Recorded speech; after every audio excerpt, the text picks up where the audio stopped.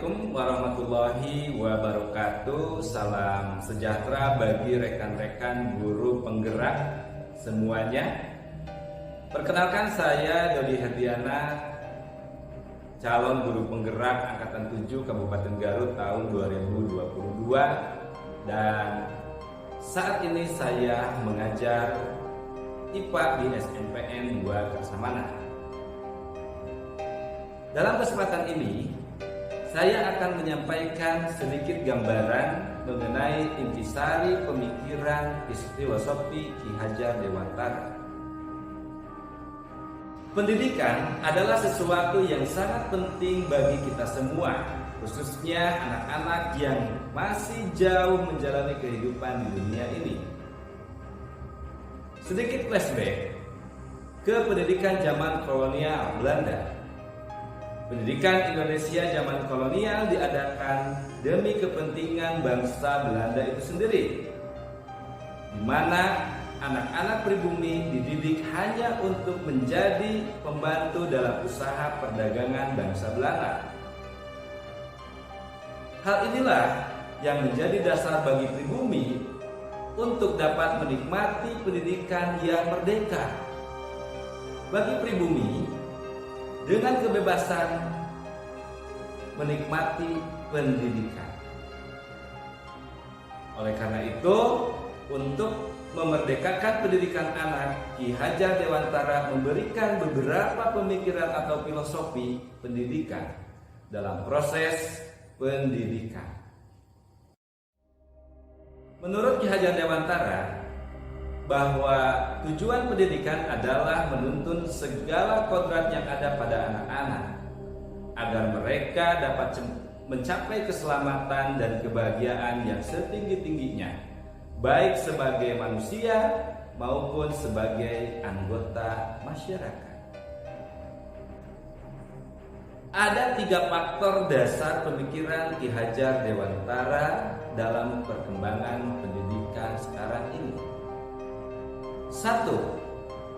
Menuntun, di mana Ki Hajar Dewantara menegaskan bahwa pendidik hanya dapat menuntun tumbuh atau hidupnya kekuatan kodrat yang ada pada anak-anak, yaitu kodrat alam dan kodrat zaman.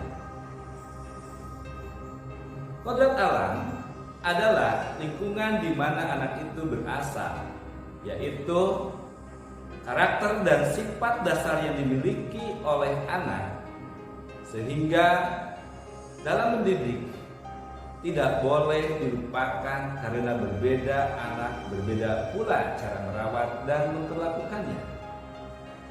Kodrat anak tidak bisa kita ciptakan, hanya Sang Penciptalah yang dapat menciptakannya. Oleh karena itu, kita hanya bisa menuntunnya ke arah yang lebih baik. Saya pikir ini mirip dengan hukum kekekalan energi, di mana energi tidak bisa diciptakan atau dimusnahkan, tetapi energi bisa dirubah dari satu bentuk ke bentuk energi yang lainnya.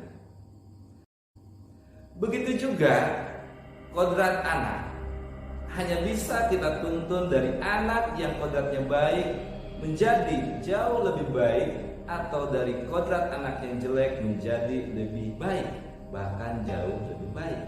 Ki Hajar Dewantara mengibaratkan peran pendidik itu sebagai petani dan anak-anak sebagai biji tumbuhan yang disemai dan ditanam oleh petani pada lahan yang telah disediakan.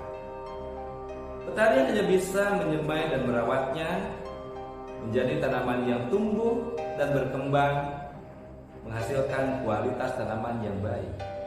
Oleh karena itu, kita sebagai pendidik hanya bisa menuntun dan mengenali kodrat alam yang dimiliki anak agar mampu memberikan tuntunan dan perlakuannya sesuai dalam membentuk karakter anak dan menghasilkan pembelajar yang merdeka dan menyenangkan.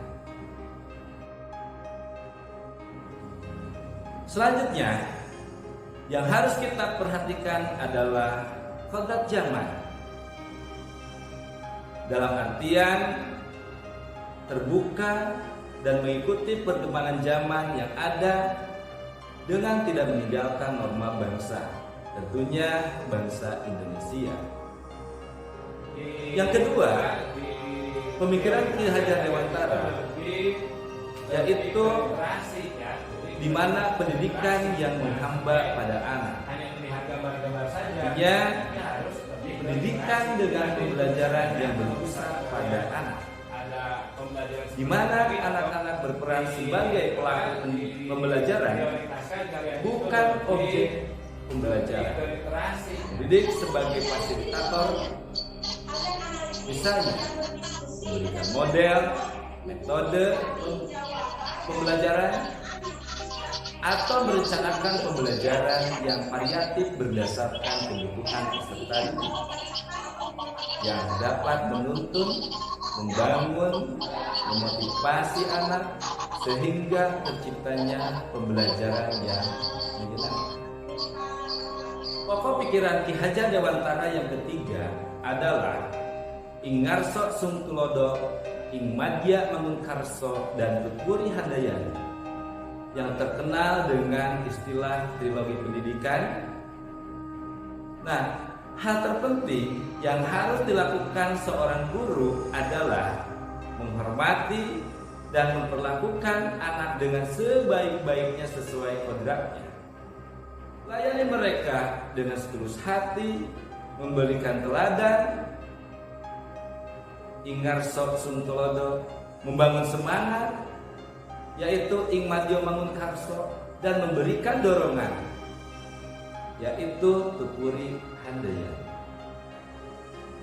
Bagi tumbuh kembangnya anak, tentunya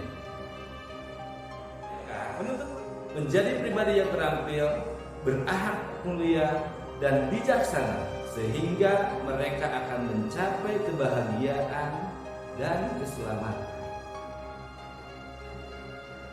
Pemikiran-pemikiran Ki Hajar Dewantara memberikan kekuatan tersendiri pada anak atau peserta didik. Kekuatan itu adalah misalnya pendidikan karakter, budi pekerti, nasionalisme, gotong royong, kejujuran, religius, cinta alam, dan tanggung jawab.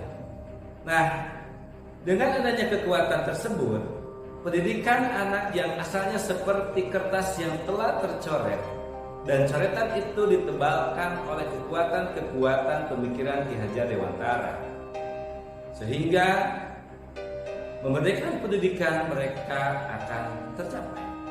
Adapun kekuatan-kekuatan pemikiran Ki Hajar Dewantara sejalan dengan pendidikan sekarang, yaitu pendidikan merdeka belajar dengan mengedepankan profil Pancasila, yaitu beriman, bertakwa kepada Tuhan Yang Maha Esa, dan berakhlak mulia, berkebinekaan global, bergotong royong, mandiri, bernalar kritis, dan kreatif tentunya.